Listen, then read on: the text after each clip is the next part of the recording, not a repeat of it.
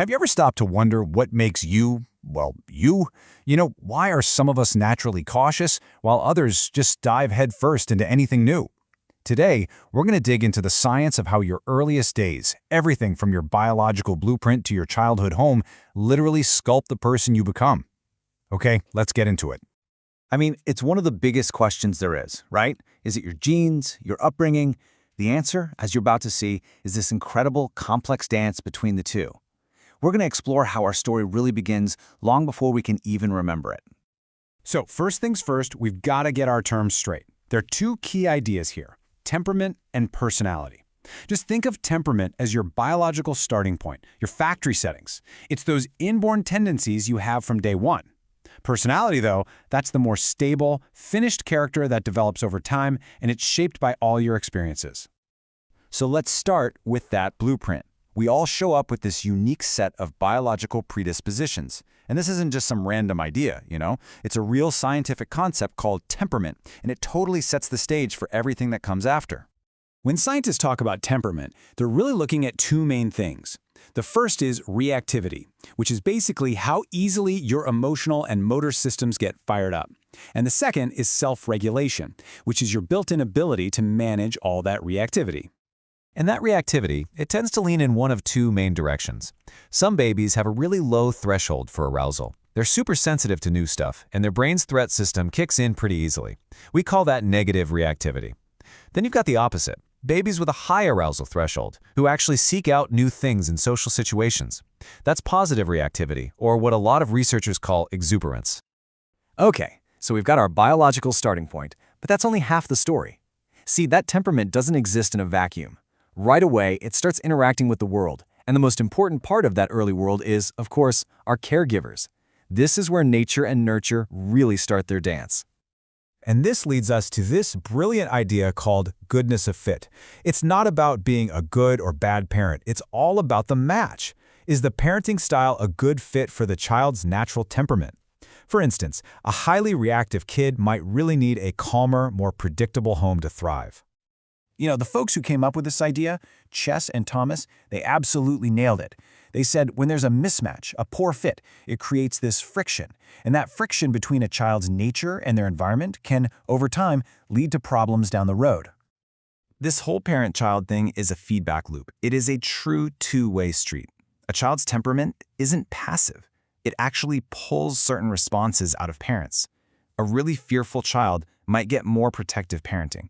An exuberant kid might get more playful responses. That parental reaction then shapes the child, and the cycle just keeps going, either locking in those original traits or maybe softening them a bit. But what happens when that fit is poor, or when the environment itself is just plain harsh? Well, this is where the powerful biology of stress comes into play, with some really profound and lasting effects on a developing person. Scientists have a name for this: early life stress, or ELS.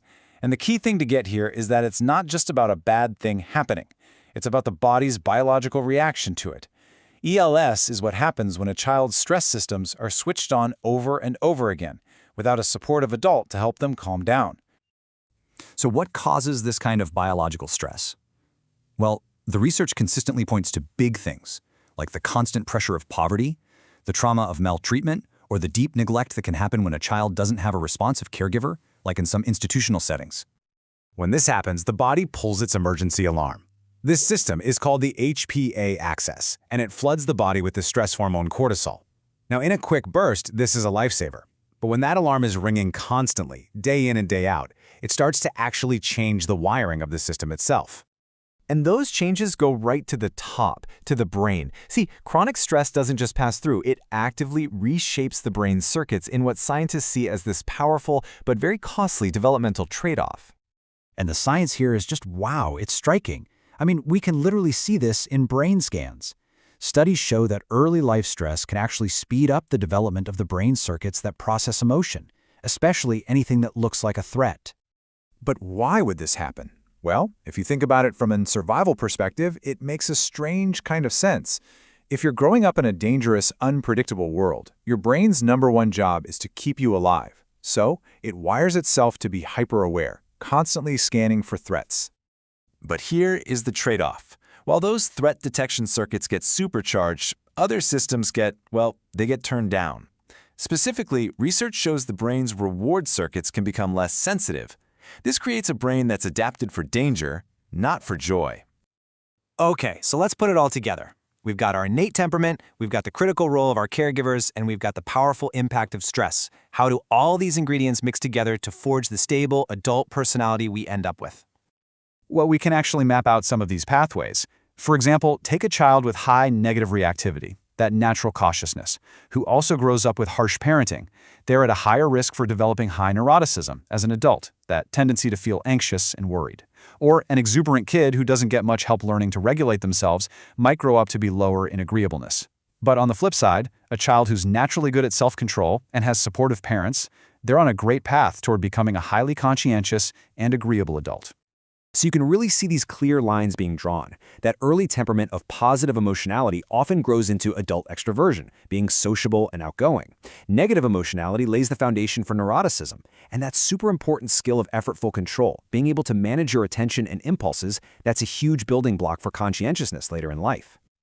Look, this isn't just some fascinating science experiment. It has huge implications for how we think about childhood, how we support families, and how we build a healthier society. Because if we understand the path, we can help change the destination. So, the most important takeaway here is that none of this is destiny. It is not set in stone. Because we understand these mechanisms, the importance of that goodness of fit, the biology of stress, we can actually design programs that really work. We can support parents in giving that responsive care and help build environments that protect kids from stress and let them flourish. And that leaves us with a really big, important question. The science is crystal clear that the foundations of who we are, our emotional health, our personality, are laid down in those first few years of life. So knowing that, what is our shared responsibility to make sure every single child gets the strongest, healthiest foundation we can possibly give them?